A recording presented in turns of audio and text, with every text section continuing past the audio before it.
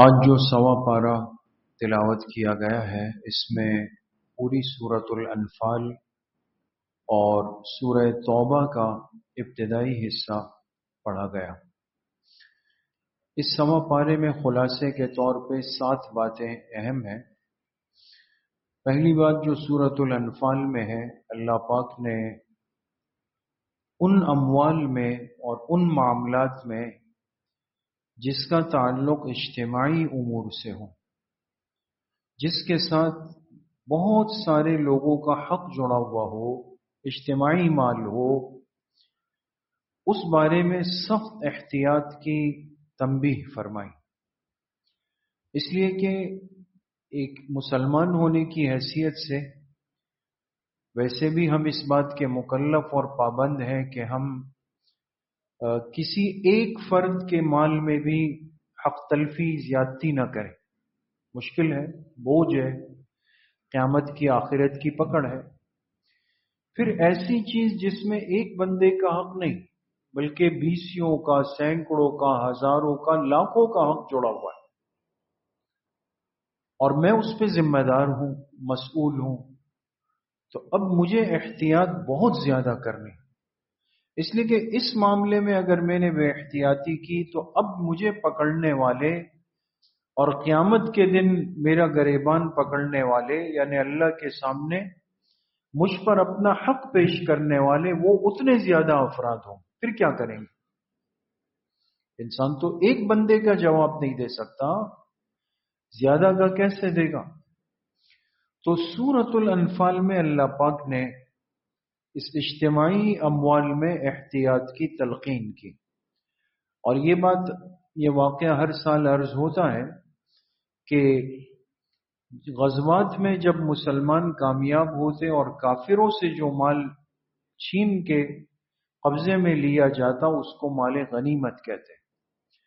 اور یاد رکھیں کہ جو مال جہاد کے نتیجے میں مسلمانوں کے پاس آئے، مال غنیمت، یہ ظاہر کی آنکھ کے اعتبار سے تو دوسرے کا مال ہے، لیکن مجاہد نے اس کو قبضے میں کیا تو حدیث پاک میں ہے کہ یہ اللہ نے زمین میں جتنے مال پیدا فرمائے ہیں اس میں سب سے پاکیزہ ترین مال وہ مال غنیمت کا مال ہے، جو کافر سے مجاہد لے لیتا ہے اور پھر مجاہدین کے درمیان تقسیم ہو جاتا ہے، پاکیزہ مال۔ تو آپ علیہ الصلوۃ والسلام کی عادت مبارکہ تھی کہ جب مال غنیمت جمع ہوتا تو آپ صحابہ سے فرماتے کہ اس کو ایک ساتھ کر لو، اور آپ مدینہ کی طرف واپسی فرماتے۔ پھر جب تک آپ مقام پہ نہ پہنچتے اس وقت تک مال غنیمت کی تقسیم نہیں ہوتی۔ آپ سمجھ رہے بات؟ مدینہ منورہ پہنچ گئے، پھر آپ مال کھولتے تھے، اس کل مال میں سے جو خمس ہے، خمس کہتے ہیں 5ویں حصے، 5واں حصہ وہ پیغمبر کا حق اور اختیار ہوتا ہے، ٹھیک ہے؟ جیسے 500 روپے کا خمس کیا ہوگا؟ 100 روپے۔ یہ 100 روپے پیغمبر علیہ الصلوۃ والسلام کی مرضی کے ہیں، آپ استعمال کریں، آپ اپنے ازواج کو دیں، آپ اپنے رشتہ داروں کو دیں یا آپ بانٹ دیں۔ باقی رہ جاتے ہیں 4 حصے، وہ مجاہدین میں تقسیم ہوں گے ایک ترتیب کے ساتھ۔ دین کا ایک پورا نظام ہے دوست۔ ایک مجاہد وہ ہے جو گھوڑے پر بیٹھ کے آیا، اپنا گھوڑا بھی لایا۔ ایک مجاہد وہ ہے جو پیدل شریک ہوا۔ تو اس میں سے قربانی کس کی زیادہ ہے؟ جی، جو گھوڑا لے کر اپنا آیا، خود بھی لڑا اور گھوڑا بھی شریک کیا، اور ایک پیدل لڑا، کس کی قربانی زیادہ ہے؟ گھوڑے والے کی زیادہ ہے نا، اس لیے کہ اگر جائے تو ہو سکتا ہے اس کی بھی جان جائے، اس کا گھوڑا بھی جائے، یعنی جان مال دونوں چلے گئے، قربانی تو اس کی بڑی۔ مال غنیمت میں اس کے حصے بھی زیادہ ہے، بات سمجھ گئے؟ خیر یہ تو ایک الگ بحث۔ تو جب مقام پہ آتے پھر تقسیم ہوتا۔ صرف ایک غزوہ اسلامی تاریخ میں ایسا ہے کہ جس میں مال غنیمت راستے میں تقسیم ہوا ہے، ایک غزوہ، وہ غزوہ حنین ہے دوست، غزوہ، اور اس کی وجہ یہ تھی کہ غزوہ حنین میں بہت سارے وہ صحابہ شریک ہو گئے تھے جو فتح مکہ میں مسلمان ہوئے، اور آپ علیہ السلام کے ساتھ حنین گئے۔ اب جب واپس حنین کی جگہ ایک جگہ آتی ہے جس کو کہتے ہیں جعرانہ، جو حضرات عمرے پہ جا چکے ہیں اللہ سب کو حاضری نصیب فرمائے، تو وہاں جب دل ہوتا ہے نا بھئی دوسرا عمرہ کرنا ہے، تیسرا کرنا ہے، یا تو آپ مسجد عائشہ چلے جاتے ہیں نا، یا کہتے ہیں بڑا عمرہ کرنا ہے، بڑے عمرے کے لیے کہاں جاتے ہیں؟ مسجد جعرانہ، اس کو لوگ جعرانہ کہتے ہیں، جعرانہ، جعرانہ الفاظ۔ یہ جعرانہ کے مقام پہ پہنچے نا، اب یہاں ایک راستہ مکہ موڑتا ہے، ایک مدینہ جاتا ہے۔ صحابہ کی ایک جماعت نے مکہ جانا تھا اور بڑی جماعت نے مدینہ جانا تھا۔ آپ چاہتے تو سب کو پابند کرتے کہ کہاں جائیں؟ مدینہ میرے ساتھ جائیں، وہاں ہم مال کھولیں گے، وہاں تقسیم کریں گے، لیکن آپ رحمت للعالمین ہیں، آپ نے وہاں پہ مال کھول دیا کہ بھئی مکہ والے صحابہ اپنا حصہ لے کے چلے جائیں۔ ایک غزوے سے واپسی ہو رہی ہے اور صحابہ واپس آ رہے ہیں، اتنے میں کیا ہوا کہ ایک شخص اونٹ پر بیٹھا ہوا ہے، ایک اندھا تیر آیا، نامعلوم تیر اڑتا ہوا آیا اور اس شخص کو لگا اور یہ بندہ اونٹ سے نیچے گرا اور اس نے جان دے دی۔ اب جہاد سے زندہ سلامت واپس جا رہا ہے، لیکن اللہ کی شان موت آ گئی راستے میں۔ جب یہ گر کے فوت ہوا تو صحابہ نے فرمایا کہ کیا مرتبے والا تھا کہ شہادت وہاں نہیں ملی، راستے میں ملی۔ آپ علیہ السلام نے جب سنا تو فرمایا کہ تم اسے شہید کہتے ہو، لیکن میں دیکھ رہا ہوں کہ اس کے اوپر آگ کی چادر تنی ہوئی، آگ کی۔ سب بڑے حیران ہوئے۔ آپ نے فرمایا اس کا سامان کھول دو۔ اونٹ پر سے سامان کھولا گیا تو دیکھا کہ مال غنیمت کی ایک چادر اس شخص نے چھپا کے الگ رکھ دی تھی۔ آپ نے فرمایا مال غنیمت میں سب کا حق تھا، ابھی تقسیم نہیں ہوا، اس نے خاموشی سے وہ چادر یہ سمجھ کے رکھ لی کہ ایک تو ایک معمولی سی چیز ہے، لیکن چونکہ اس چادر میں سب مجاہدین کا حق تھا تو اللہ نے اس چادر کو اس کے لیے آگ کی چادر بنا دی۔ اندازہ لگائیں، ایک چادر میں بے احتیاطی ہوئی، لیکن آپ نے اس کے لیے فرمایا یہ آگ کی چادر ہے۔ صحابہ گھبرا گئے، خوفزدہ ہو گئے۔ ایک صحابی اٹھے گئے اور آئے اور ہاتھ میں چمڑے کے 2 تسمے پکڑے ہوئے، جو جوتے باندھنے والے تسمے ہوتے ہیں، چمڑے کے 2 تسمے، اور عرض کی کہ اللہ کے رسول صلی اللہ علیہ وسلم مجھے تو اندازہ نہیں تھا، ہم جب مال غنیمت باندھ رہے تھے تو میں نے دیکھا یہ 2 تسمے پڑے ہوئے، میرے دل میں آیا کہ یہ کس کام کے، کون لے گا اس کو، تو میں نے اس کو لے کر اپنے سامان میں رکھ دیا، لیکن آپ نے جب بات فرمائی کہ یہ تو آگ کی چادر ہے تو مجھے یاد آیا میرے پاس تو 2 تسمے ہیں، تو یا رسول اللہ صلی اللہ علیہ وسلم کیا یہ 2 تسمے بھی، میں نے اس پہ بھی پوچھا؟ آپ نے فرمایا شراکان من نارن، اگر تم یہ 2 تسمے واپس نہ کرتے تو یہ 2 تسمے بھی جہنم کی آگ کے تھے، اس پہ بھی تمہاری پکڑ ہو جاتی۔ تو اس لیے اجتماعی معاملات کی ذمہ داری اتنا آسان کام نہیں ہے دوست، اس لیے نیک لوگوں نے ہمیشہ ایسے عہدے قبول کرنے میں احتیاط۔ یہ تو آج چونکہ دنیا پرستی کا دور ہے تو ہم خود آگے بڑھتے ہیں کہ مجھے یہ منصب ملے، یہ عہدہ ملے، یہ وزارت ملے، یہ کرسی ملے، یہ نوکری ملے، پھر وہ نوکری اور زیادہ پسندیدہ ہے جس کے نیچے مالی معاملات۔ کیوں؟ اس لیے کہ شیطان ہے، وہ انسان کو کہتا ہے کہ بس 2 نمبری کر لو، فراڈ کر لو، ہاتھ چلا لو، مال بنا لو، بینک بیلنس کر لو، دنیا کر لو، تم مزے کرو، تمہاری اولاد مزے نہیں ہے دوست، مزے نہیں ہے، بہت بڑی مصیبت آگے کھڑی ہوئی۔ اس لیے احتیاط، احتیاط اور احتیاط۔ یہ دنیا زیادہ نہیں ہے دوستو، کتنی ہوگی؟ 60 سال، 70 سال، 80 سال چلے جائے گی، پھر لوگ ہمیں اٹھا کے لے جا کے قبرستان میں، قبر میں اتار دیں۔ اب پیچھے مال بچ گیا، اولاد مزے کر رہی ہے یا لڑ رہی ہے یا بندر بانٹ ہو رہا ہے اس کا، نیچے قبر والا پھنس گیا، وہ حساب کتاب کر۔ اس لیے دوستو دنیا میں اتنی دنیا جتنا دنیا میں رہنا ہے، بقدر ضرورت، بقدر سہولت۔ یہ نہیں ہے کہ انسان دنیا کے لیے محنت نہیں کرے، محنت بھی کرے، کمائے بھی، کھائے بھی، گھر بھی بنائے، گاڑی بھی خریدے، اچھا کھائے، اچھا پہنے، سب کچھ کرے، لیکن کسی کے حق کے ساتھ گڑبڑ نہیں کرے، پریشان ہو۔ دوسری بات سورۃ الانفال میں اللہ پاک نے تذکرہ فرمایا اہل ایمان کو، اور خاص طور پہ جو مجاہدین ہے، جو اسلامی لشکر ہے، اسلامی فوج ہے، دشمن سے مقابلے کے لیے فرمایا اپنے آپ کو تیار رکھو، مستعد، بیدار،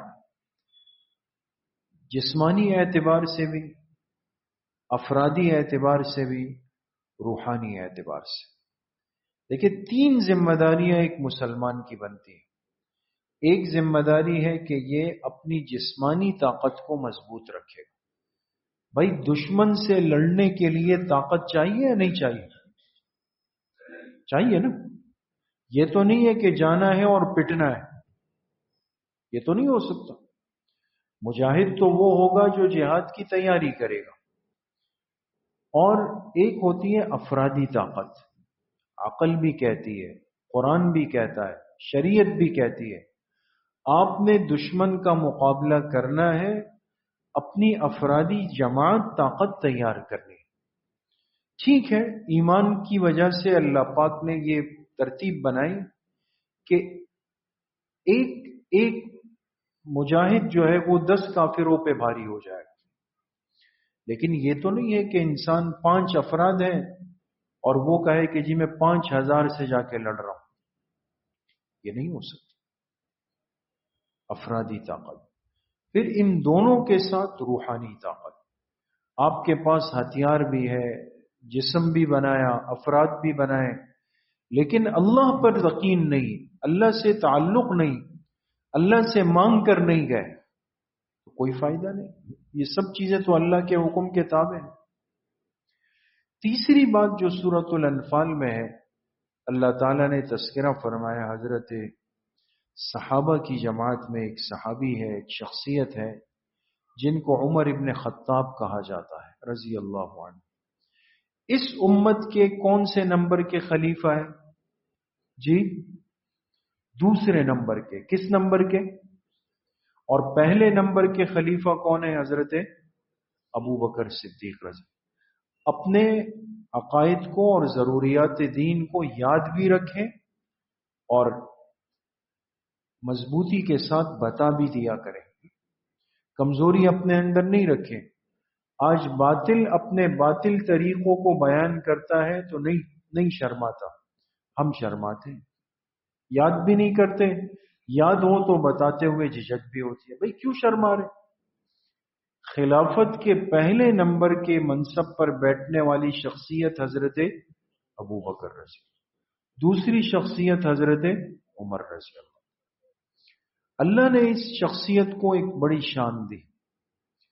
حدیث پاک میں آپ علیہ السلام نے فرمایا ان اللہ جعل الحق علی لسان عمر وقلبہ، اللہ نے حق کو عمر کی زبان اور دل پہ جاری کر دیا، اور فرمایا پچھلی امتوں میں ایسے لوگ گزرے ہیں کہ جن کی زبان پر اللہ کے فرشتے بولتے تھے، فرشتے وہ ملہم لوگ تھے، ان کے دل پہ اللہ بات ڈال دیتے تھے، اور فرمایا میری امت کا ملہم وہ عمر ابن خطاب، ان کی زبان پہ فرشتہ بولتا۔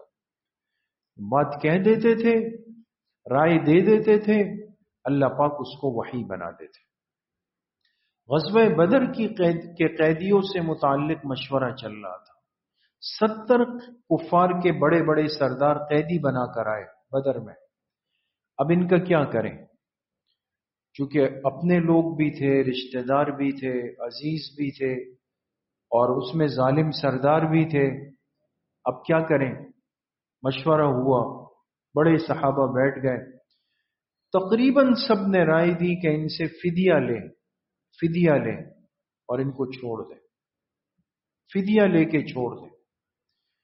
جب حضرت عمر رضی اللہ عنہ کی باری آئی تو انہوں نے فرمایا کہ ایک ایک کو قتل کر دیا جائے، سر اتار دے سب کے۔ اور پھر فرمایا وہ بھی ایسے نہیں، بلکہ ہر بندے کو اس کے رشتہ دار حوالے کیا جائے۔ اور ان قیدیوں میں حضرت عمر رضی اللہ عنہ کے سگے ماموں آئے تھے۔ تو فرمایا سب سے پہلے تو میں کہتا ہوں کہ میرے ماموں مجھے دے دے، میں اس کو نمٹا دیتا ہوں، پھر باقی سب اپنے ساتھ دیکھیں۔ اب رائے ہے لیکن کتنی سخت ہے دوستو۔ اور پورے مجمع میں ان کے ساتھ ایک صحابی شریک تھے رائے میں، حضرت سعد ابن معاذ رضی اللہ، یہ بھی بڑے مجاہد قسم کے، جنگجو قسم کے صحابی، دو ایک طرف باقی سب ایک طرف۔ اور حضور علیہ السلام کی اپنی رائے وہی تھی جو اکثریت کی تھی۔ تو فیصلہ تو وہی ہوا کہ بھئی فدیہ لیں اور چھوڑ دیں۔ جب یہ فیصلہ ہوا، اللہ نے وحی اتار دی اور فرمایا یا ایھا النبی قل لمن فی ایدیکم من الاسری، اے میرے حبیب صلی اللہ علیہ وسلم، آپ نے اجتماعیت کی بنیاد پر فیصلہ کر دیا، لیکن ہمیں آسمان پر وہی رائے پسند تھی جو عمر نے دی تھی۔ اللہ نے ان کی رائے کے موافق آیات اتاری۔ چوتھی بات سورہ توبہ میں اللہ پاک نے اس طبقے کی نشانی بتائی جس کو منافقین کہا جاتا ہے۔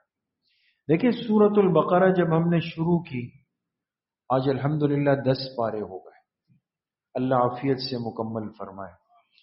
دیکھیں سورہ بقرہ کے شروع میں بات آئی تھی کہ انسان کے 3 طبقے ہیں، مومن، کافر اور منافق۔ اس میں سب سے جو خطرناک بھی ہے، بدترین بھی ہے، وہ منافق ہے، اس لیے کہ اس کے ظاہر باطن میں فرق ہوتا ہے۔ یہ آپ کے سامنے میٹھا ہے، اندر زہر ہے، بیٹھتا آپ کے پاس ہے، مانتا کسی اور کی ہے، دن میں آپ کے پاس ہے، رات کسی اور مجلس میں، خطرناک ہے۔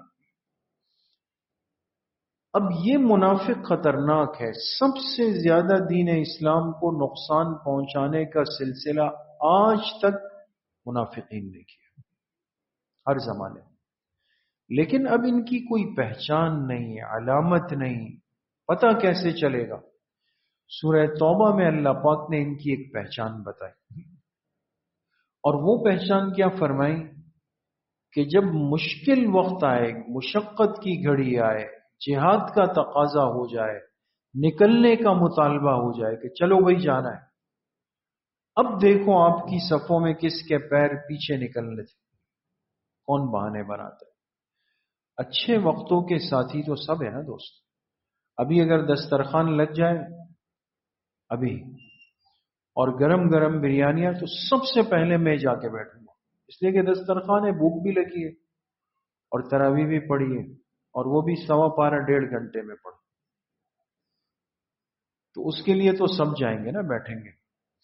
لیکن اگر کوئی مشکل تقاضا ہو اور کہا جائے کہ چلے بھائی کورنگی جانا ہے، وہاں راشن بانٹنا، ایک ایک بورا بھی سب کو کندھے پر اٹھانا ہے، تو جو میں سب سے پہلے بریانی کے لیے جا رہا تھا، میں کہوں گا میں تو گھٹنوں میں درد ہو رہا ہے، کمر میں درد ہو رہا ہے، گھر جانا ہے، گھر والے پیچھے ہٹے۔ ایک مثال دے رہا ہوں دوست، اس سورہ توبہ میں اللہ تعالیٰ نے منافقین کی ایک پہچان کروائی جو قیامت تک کے لیے ہے دوست، یعنی ہم سب کے لیے ایک سبق ہے، ایک پیغام ہے کہ اصل دوست، خیر خواہ، مومن وہ ہے جو مشکل میں بھی آپ کے ساتھ پیر ملا کے چل رہا ہوں، جو مشقت کی گھڑی میں آپ کو کہے کہ جی آپ جائیں اور میں آتا ہوں، یا کہے کہ میرا یہ عذر، یہ عذر، یہ عذر، یہ عذر، سمجھ جائیں کہ ان تلوں کے اندر تیل نہیں ہے۔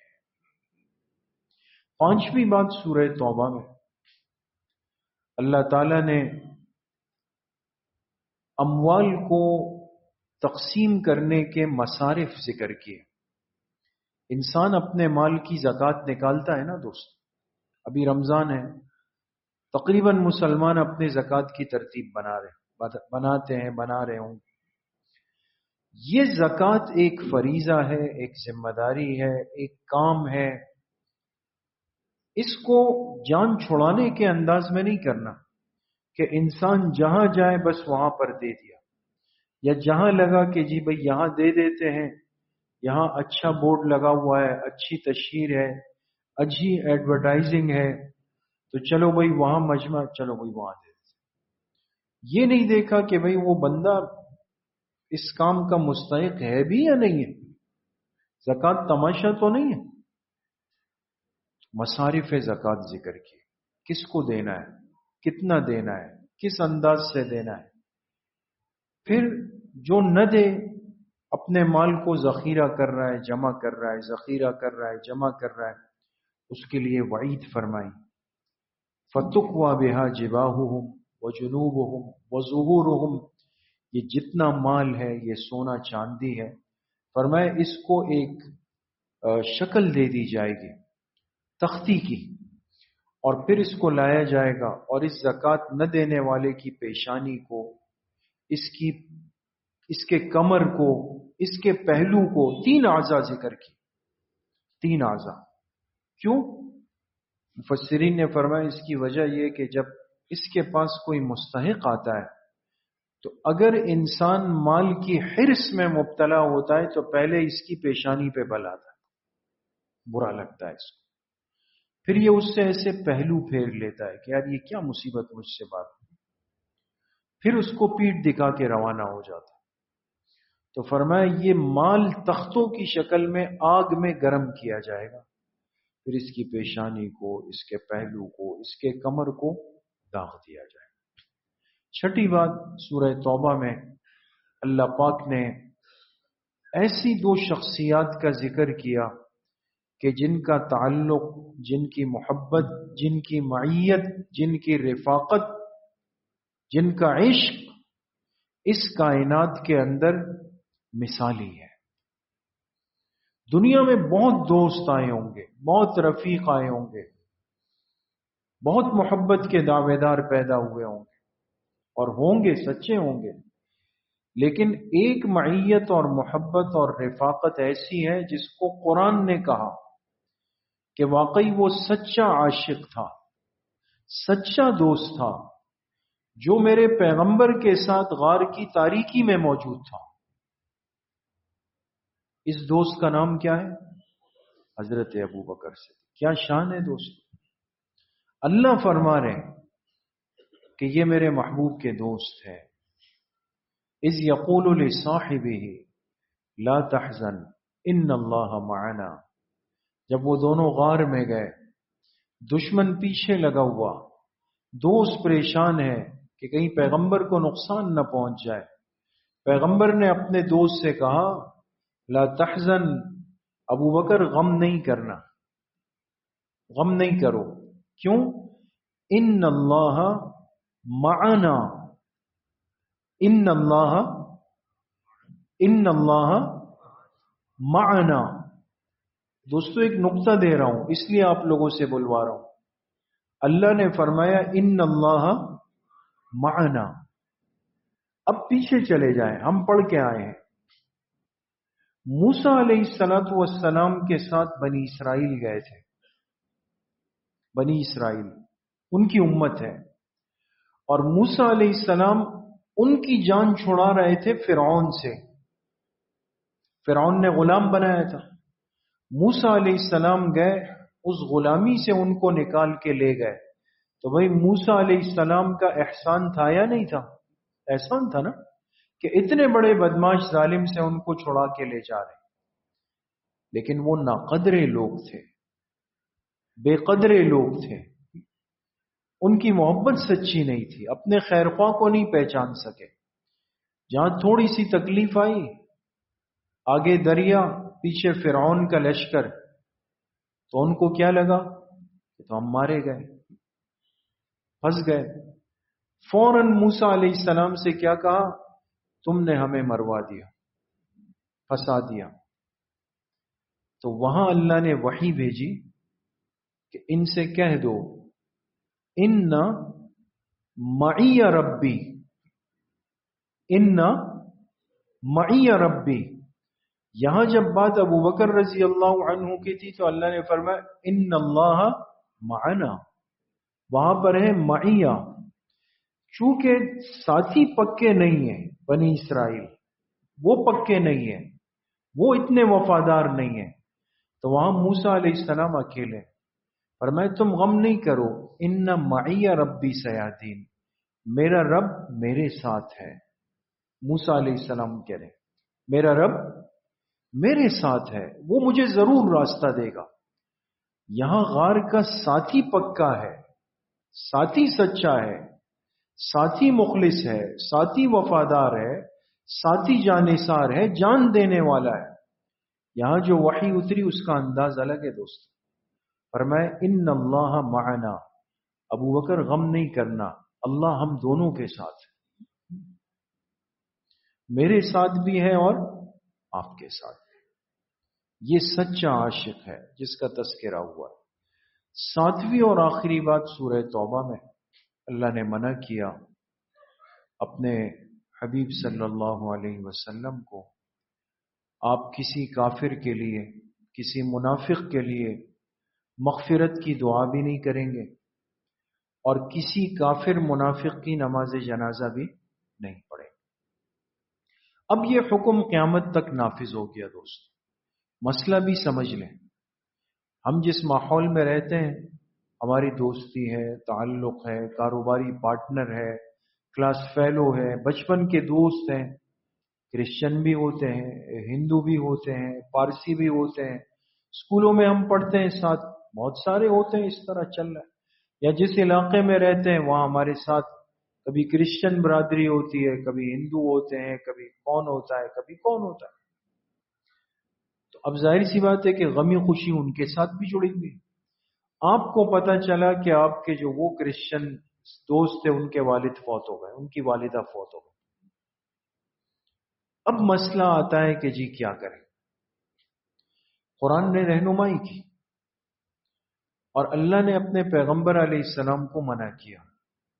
ہوا یہ کہ منافقین کے سردار تھے عبداللہ ابن ابی، یہ منافقین کے سردار تھے. اس کا انتقال ہوا اور اس اللہ کے بندے نے حضور علیہ السلام کو بہت ستایا تھا. کوئی موقع ایسا ہاتھ سے جانے نہیں دیا جس میں آپ کو تکلیف نہیں دی. بڑی بات ہے. اس کا جب انتقال ہوا تو اس عبداللہ ابن ابی کے بیٹے تھے اور وہ سچے صحابی تھے، مخلص صحابی تھے.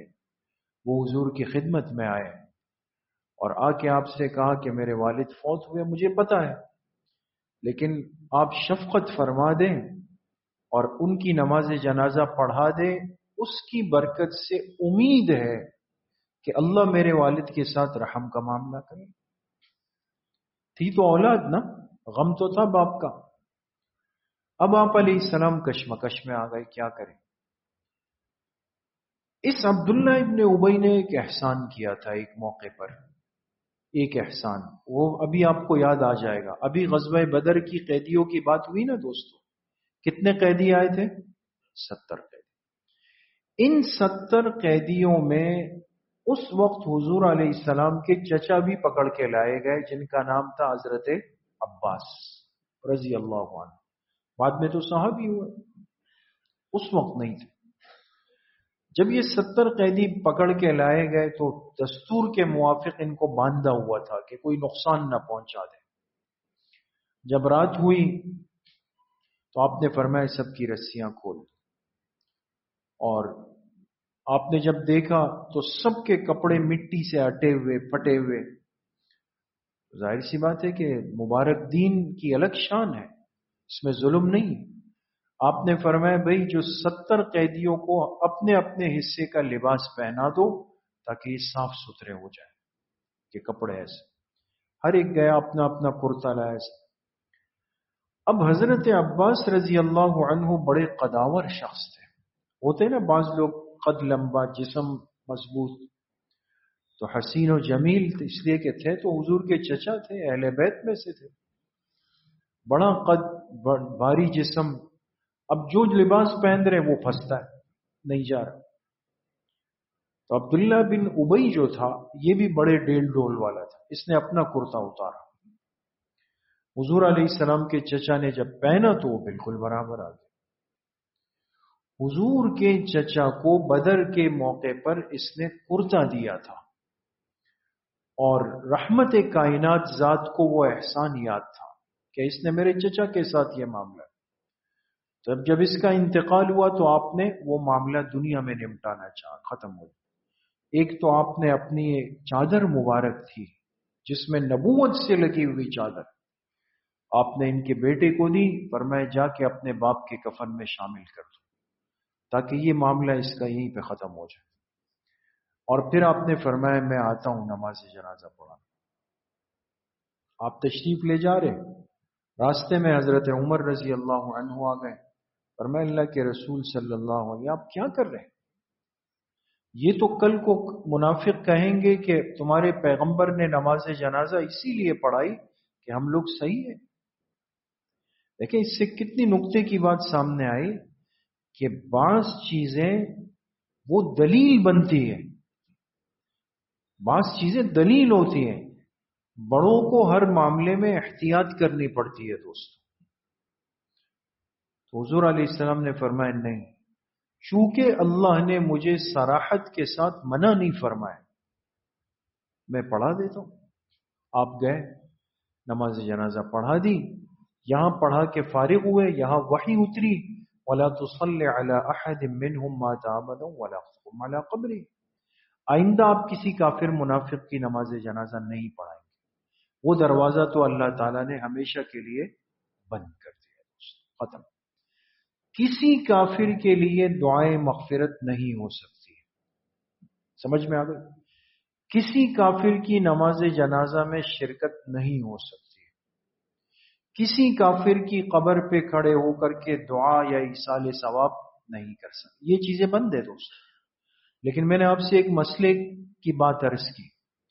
آپ کو پتا چلا کہ آپ کے مارکیٹ کے ساتھی، پڑوس کے ساتھی، بچپن کے ساتھی وہ فوت ہوئے یا ان کے والدین فوت ہوئے. اب رسم دنیا تو ہے نا، اس کی تو نفی نہیں ہے کہ آپ کہیں نہیں بھائی چلو بھائی. انسان جائے گا، جا سکتا ہے، بیٹھے گا، ان کے پاس تعزیت کے لیے جائے گا، لیکن مسنون تعزیت نہیں کرے گا، عرفی تعزیت کرے گا. یہ نہیں کہے گا کہ اللہ بخشے، اللہ مغفرت فرمائے، اللہ آگے کی منزل آسان، اس لیے کہ وہ تو کفر میں چلا گیا، اب اس کا اللہ کے ساتھ معاملہ ہو گیا. لیکن عرفی تعزیت کیا ہے کہ صبر کریں، اچھے انسان تھے، دیکھیں ہمارا ایک وقت گزرا ہے، ہم نے دیکھا، اب آپ کو صبر کرنا ہے، آپ نے گھر سنبھالنا ہے، یہ تو دنیا ہے، آج وہ گئے کل آپ چلے جائیں. اس طرح کا ایک حوصلہ ہو. کچھ بات پلے پڑتی ہے دوست. اللہ پاک صحیح عمل کی توفیق دے.